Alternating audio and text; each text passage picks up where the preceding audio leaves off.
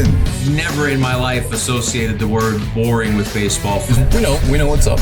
Me? Yeah. Famous? Yeah. And I'm like giddy over there smiling like, we're about to win this shit. Did everyone give you crap? Give me a good host story. I'm not picking it up. We both love the game. We talk about it every day. Can't get enough baseball. Having some popcorn, you're fooling around your phone. I'd have to wait in line for 3 hours. Hang on, because it's about to be a wild ride. There's no human being I'd rather be talking to right now than Evan. Fact. How are you? I'm doing great. Just enjoying, being here with the team in Colorado. It's one of my favorite stadiums to come play in. Colorado gets mixed reviews because of the altitude and the toll it can take on your body. But I think aesthetically, it's one of my favorite stadiums to play in. Great city, so I always enjoy my time here. It's the only bullpen with pine trees in the bullpen. So that's one of my favorite things about it. I think it's a lot of people's least favorite things about the bullpen because there's no backdrop for the catcher, so your depth perception can be thrown off a little bit. Okay. But I don't put too much stock into what's going on in the bullpen anyway. So to see a little bit of a waterfall, some nice water feature in the background while I'm warming up, it's definitely unique. So all right, so that leads me to top 5 bullpens. I wasn't planning on doing this, but we went top 5 bullpens. I'm going to have to go Dodger Stadium. I honestly swear I do love the way we look straight in at the game. And you all while we're warming up. You set up the chairs. Yeah, our seating area is fine. Atlanta's got a good bullpen because they have an indoor and obviously the outdoor area where you warm up. We have a place to get inside to activate a little bit, stretch, whatever you need to do. Plus get in some cool air if you need to escape the humidity. New York's the same way. Toronto just provided some major upgrades in Toronto. Yeah. One of the best views in baseball because you're on top of the fence. That's one of the best things about a bullpen is we have a clear line of sight on the game without any obstruction. I'm in. So that brings me to my 5th, and I'm pretty sure I'm going to say San Diego for the same reason. Okay. It almost feels like you're watching the game on TV because we're right behind the pitcher. Yeah. And you can see if a righty's throwing, you can see pitch shapes, and you kind of have an idea of what pitch is coming, and you can see most of the game. Right field's a little obstructed from our bullpen, but we can see what we need to see. And I think the weather there is always nice, so that's always a nice plus. But definitely a good bullpen. There's also the element of the fans. Mm-hmm. The fans of fan interaction. And all. Fan interaction. So Toronto's like crazy close, right? Toronto's crazy close. Boston's crazy close. Boston, Philadelphia, Philly. I mean, honestly, just about anywhere you're going to have fans. The only one you're not, this is probably 6th on my list, is the Chicago Cubs bullpen because you're completely underground. You're underneath. No fan interaction, but weird. You also get no stadium noise. So you don't hear the game at all. But do you feel like you're part of the game, though? That's kind of the thing. Bullpen pitchers kind of already feel like we're removed from what's going on in the game, and we kind of own that. But in Chicago, it's much different because you're literally inside and warming up in a perfect temperature, and then you go out in Chicago in April in 40-degree weather with heavy wind, and then you have 40,000 people screaming at you. So it's definitely an adjustment, but now that most of us have done it a few times, it's just part of it. Here's a question that's stupid, but because I'm not a professional baseball player. When you're in one of those bullpens that you are basically on the field, Oakland, Tampa, I would be so paranoid, man. I used to be. Really? Because a lot of minor league bullpens are the same way. Yeah. And the nature of the bullpen, right? We have to get ready fast, and so we're typically rocking and firing as fast as we can out there. And sometimes balls spray a little bit, and there's no worse feeling than interrupting the game because of a ball gets by the catcher. Disturbs something going on at the plate. But honestly, now I just kind of own it. You just deal with it. It's part of the game. I'm not going to be the only one that does it, so now I don't think twice. Here's my story of the Tampa bullpen, which you're familiar with, right? There was a year where they gave out tasers to the security guards. Now, I know that they just had the kid tased doing the backflip, but I don't think, they were giving out tasers to all the security guards. And in in back of the bullpen, the relievers would say it was like a nonstop wave of guys getting tased because the fans are right there. They tap you on the shoulder if they want. Yeah. If you're going to do that, you're going to get tased. Yeah, there you go. Yeah. Set a standard. Yeah. So that's what I remember always thinking about with the Tampa bullpen. All right. Well, we are a very powerful brand, and we're putting our full weight behind you going to the All-Star game. Congratulations. Congratulations. Yeah. Are you announcing this to me? Yeah, we're putting our full weight behind. Well, I am definitely appreciative of that. That would be, one of the dream come trues. Selfishly, as a baseball player, that I think everybody dreams of. Individually, for my team, I have much bigger aspirations, for the World Series and whatnot. But that would definitely be one heck of an honor. So I asked you this when we're all kids. I'm a little bit older than you, but when we're kids, the All-Star Game is a cool thing, right? Yeah. Probably your generation, it's that, is the home run derby the thing over the All-Star Game? Because you probably grew up like in the heart of like the home run derby. Oh yeah. Right, yeah, I mean, the biggest one that comes to mind is Josh Hamilton, I believe, at Old Yankee Stadium, right, where he put on that absolute clinic and hit a bunch of homers. And I think when it comes to the All-Star Week, I think most people would say the home run derby is what they look forward to most, but baseball was always on TV in my house. So, the Midsummer Classic, the game itself, we were always watching it. And I still watch it now. Even as a professional player, I think it's interesting to watch the best on each side kind of line up against each other and see some of the new faces. I think one thing you've seen a lot in recent All-Star games is participation from some veterans. They'll pass on an opportunity to let a younger guy get in the game, things like that. I remember watching David Bednar in his first All-Star game, and it was another one of those situations where a veteran, let him surpass him, in the order to make sure he gets in the game. And I thought that was super cool. It is an interesting dynamic in terms of this. So, what's been taken away, and this is really dating myself, was the interleague stuff. Yeah. Right? It used to be American League versus National League. You never see these guys play each other. Totally. And they were legit compete. I mean, you probably see YouTube. Yeah. These guys were legit. Like, we're gonna beat. Let's go. You know? Absolutely. But interleague is taking away that, I think, a little bit. But you do have, I think what's replaced that is exactly what you said. I didn't really even think about it till you said it, was the young stars are more hyped than ever. Like, I just saw this thing about, who was it, who was saying that Paul Skeens should be in the All-Star game, right? Okay, and the reasoning was because it's for the fans. Sure, right? Sure. Yeah, I think there's a good chance that we see that. We'll see how it all unfolds, obviously, but I think the feeling I got in Korea when we opened up the season this year was kind of like a celebrity exhibition game. And I think the All-Star game kind of falls into that category as well because, you have superstars all over the field, it being the All-Star game.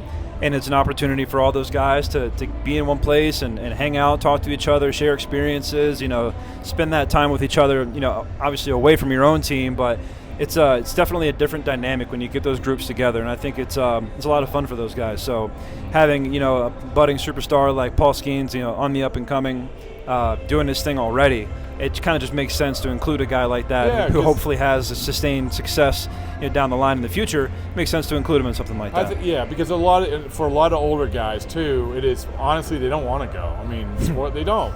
That's fair. It's they want the break, and this is another thing. I mean, is that they used to they don't do it as much anymore, but they used to leave in like the 5th and 6th inning. Oh, really? Oh, yeah. It was when the game mattered too, where it was. Oh man. Where you were getting home field advantage, and this is why it was so fraudulent because a guy would get pulled. And because the media would go down, and we will see the guy go to his private jet in the 6th inning. I'm like, this is a spring training game, right? So anyway, so we are putting our full weight behind you making it. I want you tipping your hat there at on the baseline. That's right. I'll be wearing my T-shirt if I make it there. Your baseball's boring. That's right. Okay, let it be said. Let it be done. As long as they let you do it, absolutely. Yep. Have you ever? So are you good? Like when you go out to the these are odd questions, I know, but you go out to the line. Sure. You probably did in Korea. Opening day, you do it all the time. Do you do the like the? Yeah, maybe my perspective is unique, but I think as a competitor, I have a lot of respect for whoever I'm competing against, and I think definitely in Korea, opening day when everyone lines up on the line, I try to do a gesture, whether it's received or not, but just a little notion of respect that just say hey, acknowledging them, but 2, it's on, let's go do this. And I think I like to think there's a mutual respect on each side. Sometimes you see emotions get overblown, but I think that's just the underlying competitiveness in each player. Okay, so go talk about Korea.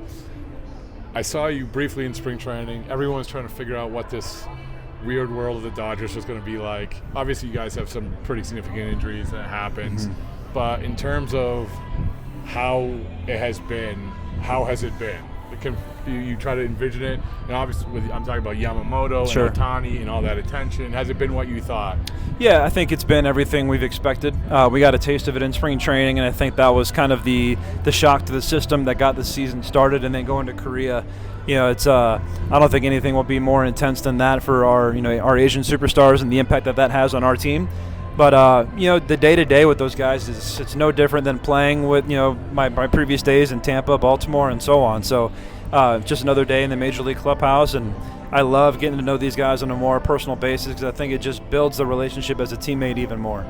Now I know for you've had a little bit of a hiccup with an injury, but you've had a good year, which is why we were putting our full weight behind you for the All-Star game. What has worked for you? Obviously last year went well. You found your rhythm. Is there anything that has worked even better for you this year? I think mentally I've gained a little bit of an extra edge this year. I think, just coming up through my early major league years where I was struggling and fighting those confidence issues, things like that. It took a really long time to work my way out of that. Even through a couple years of success here with the Dodgers, I definitely feel like I'm fully convicted in what I'm doing on the mound now. And I think it's really interesting to kind of phrase it that way with some of the success that I've shown. But fully believing in what you're doing out there just really unlocks a level of mental edge when you're out there in the ninth inning trying to get the job done for the team. Well, I think guess the question it's very freeing. Right. The question is, do you feel more like a closer than you did like this time last year? Yeah, because I still don't think of it as like the like Mariano Rivera, one pitch type. I'm just going to dominate you with one pitch, like you've seen with some of the other greats in our game. I think I come at it from a different angle, but I think someone recently said you got to have a screw loose in your head to be a closer, and I think my screw got completely knocked out, and that's my edge. I think I've seen everything in this game personally, and my experiences have led me to this position now. That's a pretty powerful thing, though. Yeah, trust me, I believe in it. So it's working for me, and I'll just continue to ride that wave, and until the game calls for something different. What's the music now? I went back to my... You knew I was going to ask. Yeah, of course. Yeah. But I went back to my original Audio Slave, Show Me How to Live. It's just one of my favorite songs. I can't lie, I stole it from a buddy of mine in college, but it's such a great rock song that I wanted to use it again. So went back to my roots, and we're playing some Audio Slave. But, we don't do a bunch of lights or spotlights. What's going on? I don't know what the reasoning is, but for me, I think we've had this conversation. Yeah. I'm not worried about it because I'm jogging in, getting ready to warm up and get guys out. So even if they did it, I'll probably notice it for a split second, but then it's right back to work. So, if Dodger faithful want to see it, maybe, tweet at, the Dodgers and say, hey, let's see some more lights and music. Cause we're getting behind. I think the team's playing okay without it also. So we'll see. I'll let someone else make that call. If we can get a 30-foot mural of a relief pitcher on the wall, we could get some lights going. Yeah. Speaking of which, any good Joe story? Because he owns the LLC of this, though. Yep. So, any good Joe stories this year? I cherish my friendship with Joe. It's been such a great honor to get to know that guy off the field a little bit more too. He was my first locker mate when I came to the Dodgers. I was sandwiched between he and Trey Turner, and Joe was just another one of the superstars that I was among in that clubhouse. And from the early days, Joe was always just very welcoming and kind of normal in a way, and I think that shocked me. So I've always just appreciated our friendship, and recently I did a rehab assignment in Rancho, and I know he lives out in that area now. So I got to experience a bit of the Joe Kelly world, and I tell you what, he is a celebrity out there, and that was really cool to see because he was down there doing rehab with me, and just the way people show up for Joe Kelly is super on cool. The hat, yeah, they have a whole alternate jersey set for Joe Kelly called the Chaquetas, and it's absolutely fantastic. I don't even know where to begin with the dynamic. Yeah, but, right. The other night we were talking about this. Like, we had him on. I said I think it was the day of his jersey night. You realize you have a jersey. Yeah. You have a jersey night. You're a relief pitcher. You have a jersey night. Yeah. And so he very fully, special. Yeah, he fully understands that. So. That's great, and also Knox. It was also great to see Knox throw out his first. Yeah, pitch. totally, and he aced it too. I don't know if you saw it, but threw it all the way from the mound, threw a dart. That kid is going to be such a good athlete. D1 mother for a soccer player. He'll be whatever he wants to be. That kid's got the right tool set for about anything you could imagine. Well, last thing is summer or winter Olympics? Ooh, that's a good question. I'm going to say winter because I love watching some of the snow sports. I just think it's fascinating. I think cross-country skiing is a sneaky favorite of mine. Really? It's a very long event, but it's definitely something that I think is fascinating. It's got to be incredibly taxing on your body. So that's all I'm thinking about when they finish one of their runs and then they squat down to shoot a target. I can't imagine how fast their heart must be beating. It's kind of similar to what we endure, right? Yeah. Like we have all this action happening around us, and then we have to execute a pitch. So maybe there's some parallels in that way. And maybe that's why I like it. It is so good. That was such a good answer. Thank you. Because everyone picks summer. Everyone. Really? Well, I think baseball. But maybe I live that more. Winter Olympics. I don't do any of that, so maybe that's why I think it's more interesting. Scientific fact: cross-country skiing is the best exercise. It has to be. It's why you had that Nordic track thing selling billions and billions for about 10 years. So, all right. Well, thank you, man. I appreciate it. Yeah, of course.